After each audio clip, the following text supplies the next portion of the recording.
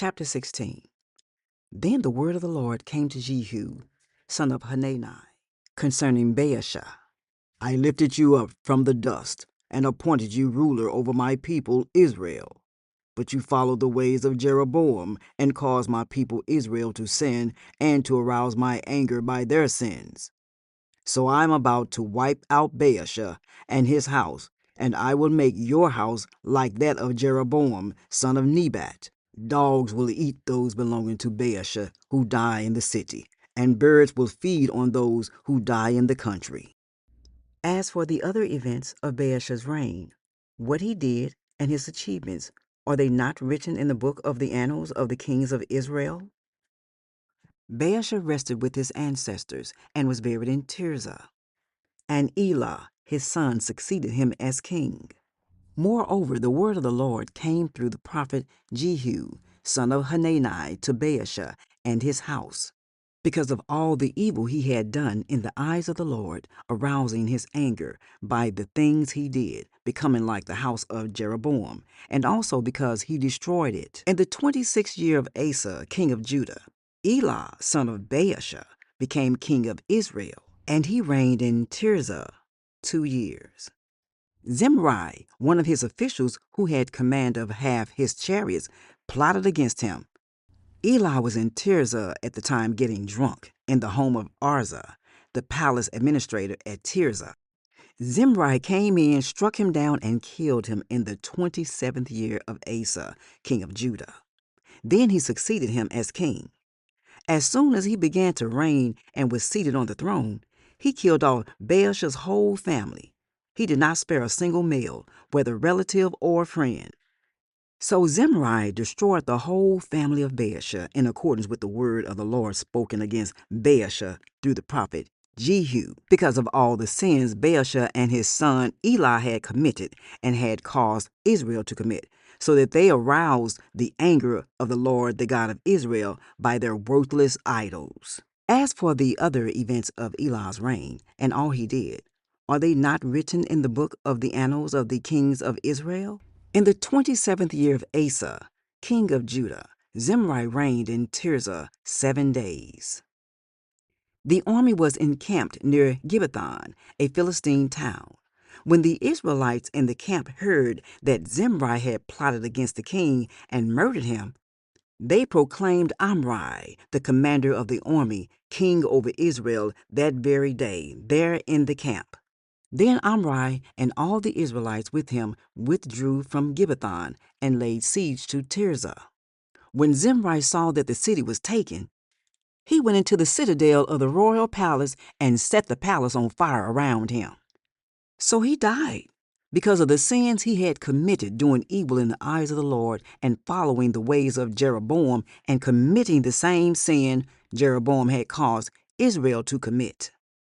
As for the other events of Zimri's reign and the rebellion he carried out, are they not written in the book of the annals of the kings of Israel? Then the people of Israel were split into 2 factions. Half supported Tibni, son of Ginath, for king, and the other half supported Omri.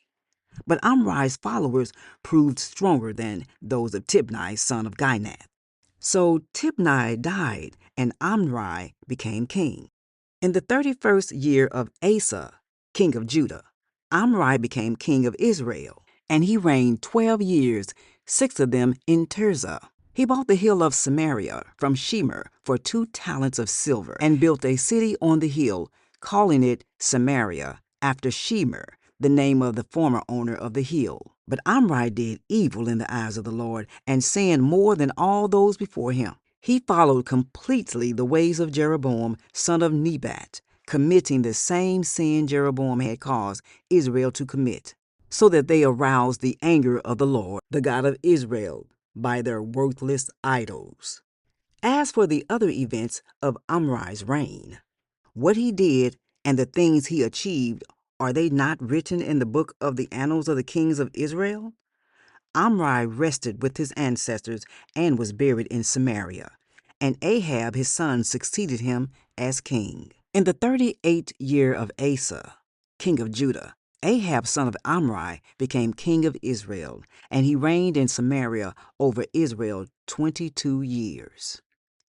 Ahab, son of Omri, did more evil in the eyes of the Lord than any of those before him. He not only considered it trivial to commit the sins of Jeroboam, son of Nebat, but he also married Jezebel, daughter of Ethbaal, king of the Sidonians, and he began to serve Baal and worship him.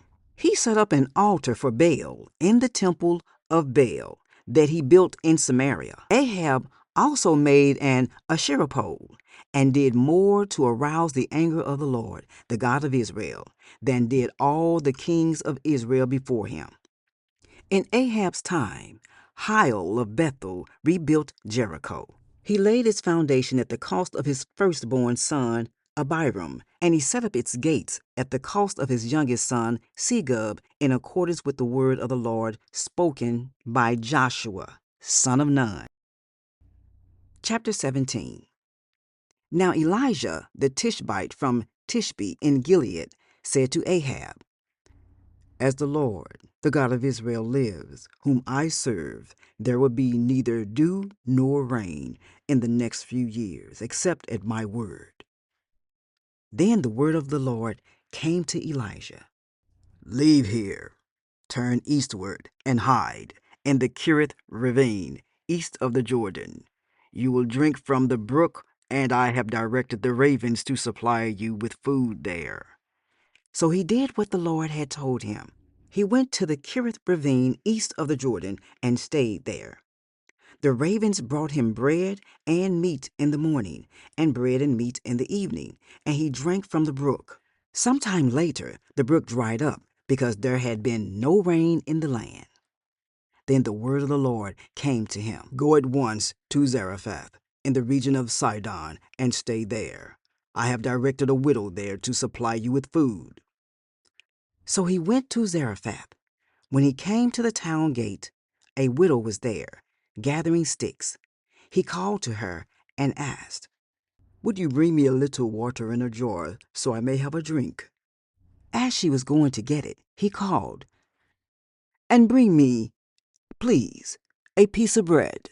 "As surely as the Lord your God lives," she replied, "I don't have any bread, only a handful of flour in a jar and a little olive oil in a jug. I am gathering a few sticks to take home and make a meal for myself and my son, that we may eat it and die." Elijah said to her, "Don't be afraid. Go home and do as you have said. But first, make a small loaf of bread for me from what you have, and bring it to me. And then make something for yourself and your son. For this is what the Lord, the God of Israel, says: the jar of flour will not be used up, and the jug of oil will not run dry until the day the Lord sends rain on the land." She went away and did as Elijah had told her. So there was food every day for Elijah and for the woman and her family. For the jar of flour was not used up, and the jug of oil did not run dry, in keeping with the word of the Lord spoken by Elijah. Some time later, the son of the woman who owned the house became ill. He grew worse and worse, and finally stopped breathing. She said to Elijah, "What do you have against me, man of God? Did you come to remind me of my sin and kill my son?" "Give me your son," Elijah replied. He took him from her arms, carried him to the upper room where he was staying, and laid him on his bed. Then he cried out to the Lord, "Lord, my God, have you brought tragedy even on this widow I am staying with by causing her son to die?" Then he stretched himself out on the boy 3 times and cried out to the Lord, "Lord, my God, let this boy's life return to him." The Lord heard Elijah's cry, and the boy's life returned to him, and he lived. Elijah picked up the child and carried him down from the room into the house. He gave him to his mother and said, "Look, your son is alive." Then the woman said to Elijah, "Now I know that you are a man of God, and that the word of the Lord from your mouth is the truth. Chapter 18. After a long time, in the 3rd year, the word of the Lord came to Elijah. Go and present yourself to Ahab, and I will send rain on the land. So Elijah went to present himself to Ahab. Now the famine was severe in Samaria, and Ahab had summoned Obadiah, his palace administrator. Obadiah was a devout believer in the Lord. While Jezebel was killing off the Lord's prophets, Obadiah had taken 100 prophets and hidden them in 2 caves, 50 in each, and had supplied them with food and water. Ahab had said to Obadiah, Go through the land to all the springs and valleys. Maybe we can find some grass to keep the horses and mules alive, so we will not have to kill any of our animals. So they divided the land they were to cover, Ahab going in one direction and Obadiah in another. As Obadiah was walking along, Elijah met him. Obadiah recognized him, bowed down to the ground, and said, Is it really you, my lord Elijah? Yes, he replied. Go tell your master Elijah is here. What have I done wrong? Asked Obadiah, that you are handing your servant over to Ahab to be put to death. As surely as the Lord your God lives, there is not a nation or kingdom where my master has not sent someone to look for you. And whenever a nation or kingdom claimed you were not there, he made them swear they could not find you. But now you tell me to go to my master and say, Elijah is here. I don't know where the Spirit of the Lord may carry you when I leave you. If I go and tell Ahab, and he doesn't find you, he will kill me. Yet I, your servant, have worshipped the Lord since my youth. Haven't you heard, my Lord, what I did while Jezebel was killing the prophets of the Lord? I hid 100 of the Lord's prophets in 2 caves, 50 in each, and supplied them with food and water. And now you tell me to go to my master and say, Elijah is here. He will kill me. Elijah said, As the Lord Almighty lives, whom I serve, I will surely present myself to Ahab today.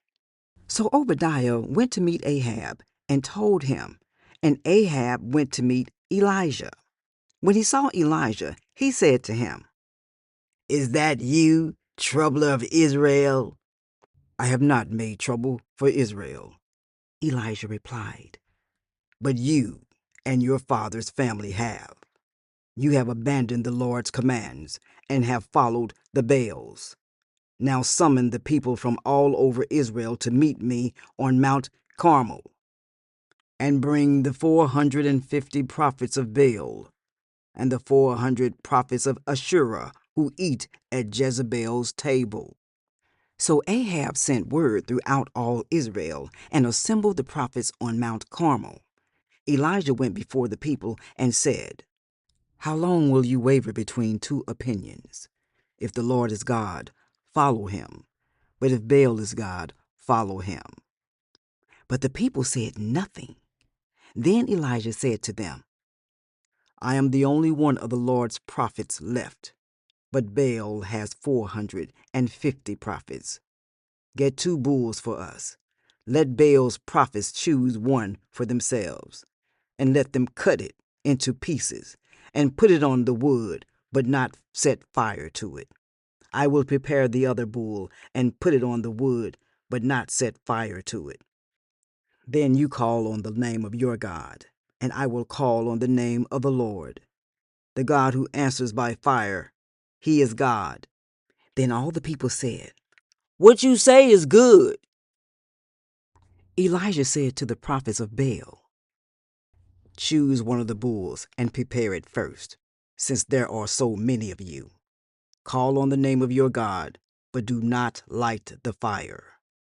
So they took the bull given them and prepared it. Then they called on the name of Baal from morning till noon. Baal, answer us!" They shouted, but there was no response. No one answered, and they danced around the altar they had made. At noon, Elijah began to taunt them. "Shout louder," he said. "Surely he is a god. Perhaps he is deep in thought, or busy, or traveling. Maybe he is sleeping and must be awakened." So they shouted louder and slashed themselves with swords and spears, as was their custom, until their blood flowed.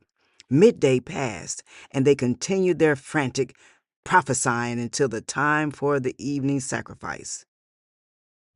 But there was no response. No one answered. No one paid attention.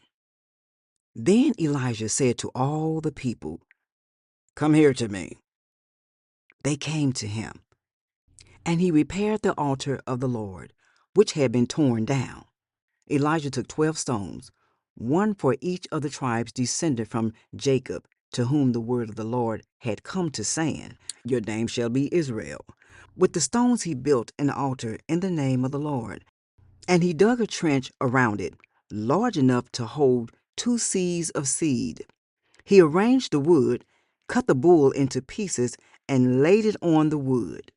Then he said to them, "Fill 4 jars with water and pour it on the offering and on the wood." "Do it again," he said, and they did it again. "Do it a 3rd time," he ordered, and they did it the 3rd time. The water ran down the altar and even filled the trench. At the time of sacrifice, the prophet Elijah stepped forward and prayed, "Lord, the God of Abraham, Isaac, and Israel, let it be known today that you are God in Israel, and that I am your servant, and have done all these things at your command. Answer me, Lord, answer me, so these people will know that you, Lord, are God, and that you are turning their hearts back again." Then the fire of the Lord fell and burned up the sacrifice, the wood, the stones, and the soil, and also licked up the water in the trench. When all the people saw this, they fell prostrate and cried, "The Lord, He is God! The Lord, He is God!" Then Elijah commanded them, "Seize the prophets of Baal. Don't let anyone get away." They seized them, and Elijah had them brought down to the Kishon Valley and slaughtered there. And Elijah said to Ahab, "Go, eat and drink, for there is the sound of a heavy rain." So Ahab went off to eat and drink. But Elijah climbed to the top of Carmel, bent down to the ground, and put his face between his knees. "Go and look toward the sea," he told his servant. And he went up and looked. "There's nothing there," he said. 7 times Elijah said, "Go back." The 7th time the servant reported, "A cloud as small as a man's hand is rising from the sea." So Elijah said, "Go and tell Ahab, hitch up your chariot and go down before the rain stops you." Meanwhile, the sky grew black with clouds. The wind rose, a heavy rain started falling, and Ahab rode off to Jezreel. The power of the Lord came on Elijah, and tucking his cloak into his belt, he ran ahead of Ahab all the way to Jezreel.